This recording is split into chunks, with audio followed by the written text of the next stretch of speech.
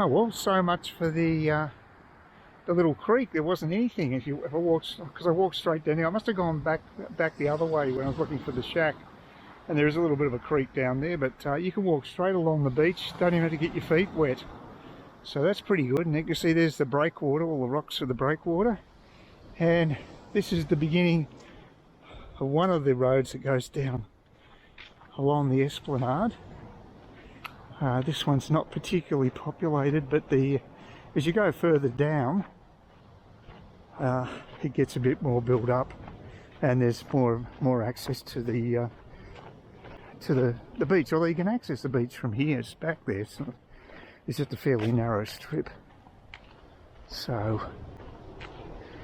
but yeah, it'd be nice here. You could hear the if you're on, say, the top level of that place, you could hear the waves at night, which would be pretty good. That'd be very nice. Looked after well, these places. I wonder if these could be rentals though.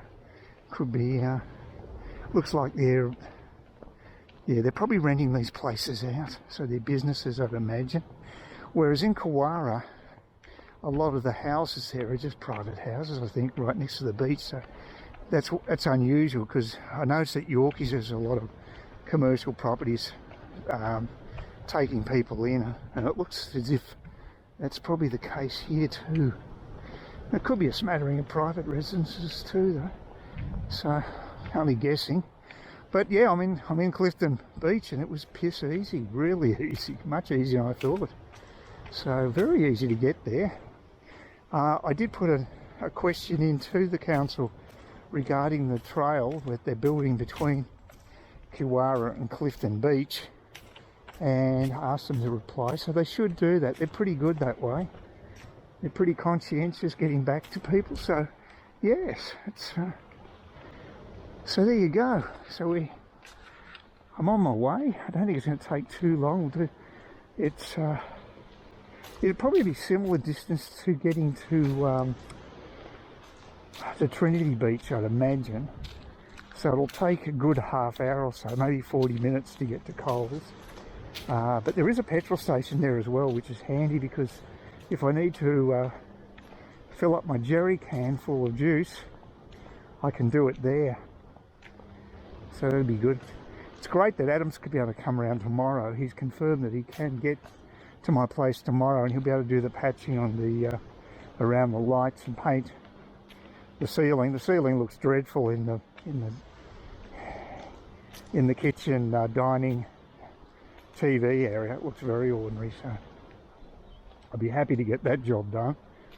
I probably should have sent off an inquiry about the tree to the tree lobby. I'll send something off to them when I get back, because I just want that dead tree removed too. I mean, Dave knows about it, but it can't hurt to just keep reminding him, because it was Monday I saw him. He's certainly aware of it. My understanding, he's going to get one of the tree loppers that might be a bit more inclined to tackle that tree without the elevated work platform. So we'll see, because it's going to take a long time for them to get that fixed. So now this is where the main access to the beach is, down here. I actually did see a place that I could have afforded down here in Clifton Beach. It was actually a pretty nice house. So that would have been okay. But, what have we got here? Okay, let's check out a few of the amenities. It's a lookout, presumably, or maybe it just goes, it probably just goes over the rocks to the actual, to the beach itself. Yeah, that's all it is. Just, well, I can build this. I can't build anything over Cook Highway at Smithfield, but I can build this on the beach. So the priorities are a bit strange with the council. That's looking back towards Trinity Beach, Kewarra in the foreground, and that hill is Trinity, and that's Palm Cove up there, presumably. You can walk to Palm Cove if you've got the endurance. So this is the Clifton Beach beach. Not as wide as Kewarra, I don't think, but not bad. There's nothing wrong with it. So I'll just keep exploring, go down the road and see what we can find. Yeah, just got a phone call from Amazon, a recorded message from a female, and I've had this probably about 4 or 5 times now. They really flog it, and it generally happens on a Friday. I get these nuisance robocalls, and as I say, every time you get one of these, you just hang up on them. I've nothing to do with Amazon. I haven't bought anything off them. I once signed up with Amazon probably 20 years ago, and that's lapsed because I checked recently because I thought they had a good deal on this camera, but of course they were quoting US dollars, not Australian dollars. It made all the difference. So yeah, one English guy was saying that they were charging like 340 something pounds for this camera. That didn't make any sense at all. I mean, you get some strange posts online. I mean, if you did the currency conversion to Australian dollars, that would be well in excess of $600. So no, it doesn't make sense. This camera's been out on the market for 2 years. So yeah, I think they're just full of it basically. But you get plenty of that. Anyway, I'm in the main part of the beach now. Just got to, once the road turns off to the right, then the next piece of the road is along a park, and it's just got to count out five streets to the left. Then I'm in Endeavour Street, and then I can go straight up to Coles. So yeah, I might check out a place I looked at, I was seriously considering buying. It had very Spanish sort of feel, lots of tiles, lots of open areas, really big property as far as, it didn't have land as such, but it had lots of open space in sort of like little mini plazas, I guess, you know, as in a Spanish style. The colours are Spanish, and it would have been okay in that it was incredibly close to the supermarket. That would have been the big positive.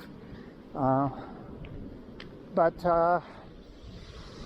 yeah, I really didn't have my finances in lined up at that stage. I wasn't ready to buy basically. So everything's got to sort of be basically right when you've got to go ahead buying a place. You've got to have. I had to sell the flat, have that all sorted out first, and so look, it all worked out okay, I think. But yeah, Clifton Beach would have been a good option. There's nothing wrong with the place.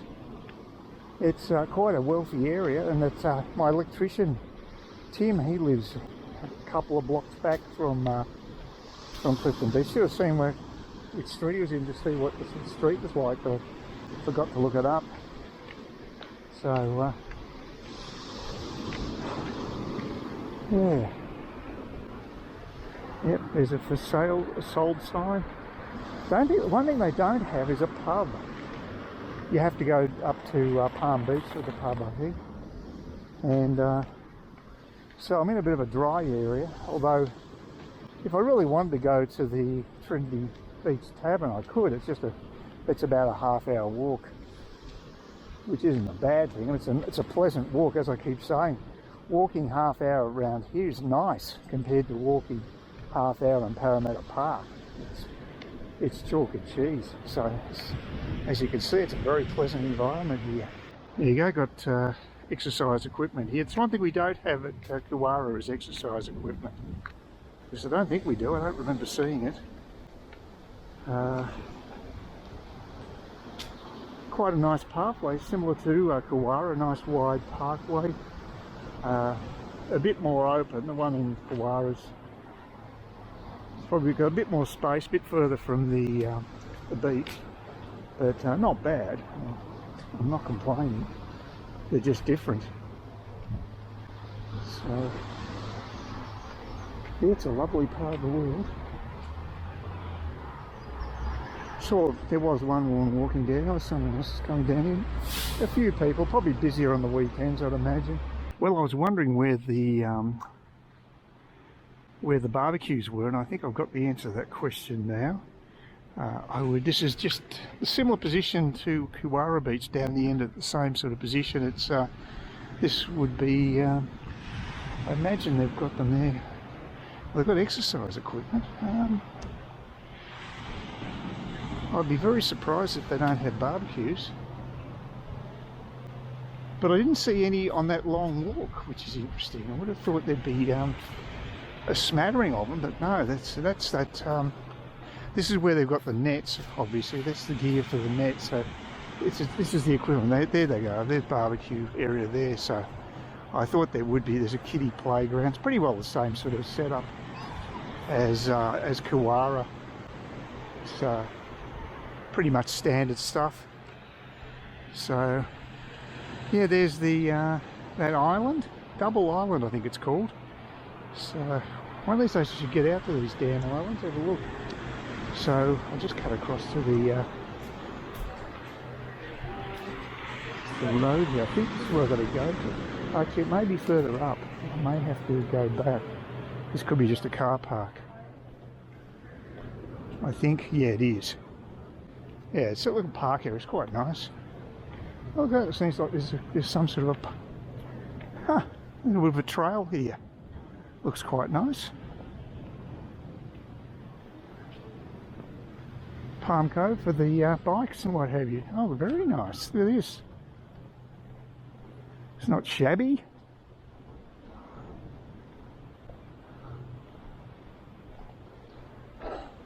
Now hopefully this will go through to the road that will take me down to Endeavour.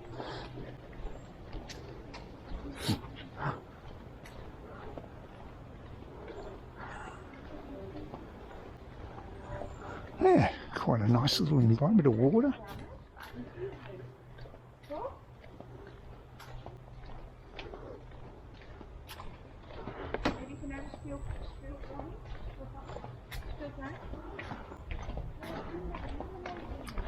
Yep, this is the road I was hoping to get to, so it's a nice little diversion. A very pleasant walk, I've got to say. Like I say, it beats walking to Coles or Woolies at Parramatta Park. It's a much more pleasant walk. And again, we've got another path going along here, so just got to keep my eye out for Endeavour on the left. And we shoot up towards the Cook Highway. It's quite a lot of coverage here. Well, it's good exercise. Well, I'll have to do this again. This isn't a bad thing to do. It's lucky enough to live in this area and crazy not to take advantage of it. It's my philosophy. So there you go. Pretty impressive. Please consider subscribing to my channel if you think there's anything there of use to you or entertainment or whatever. And either do that or give me a thumbs up, or if you're feeling really energetic, do both. That'd be great.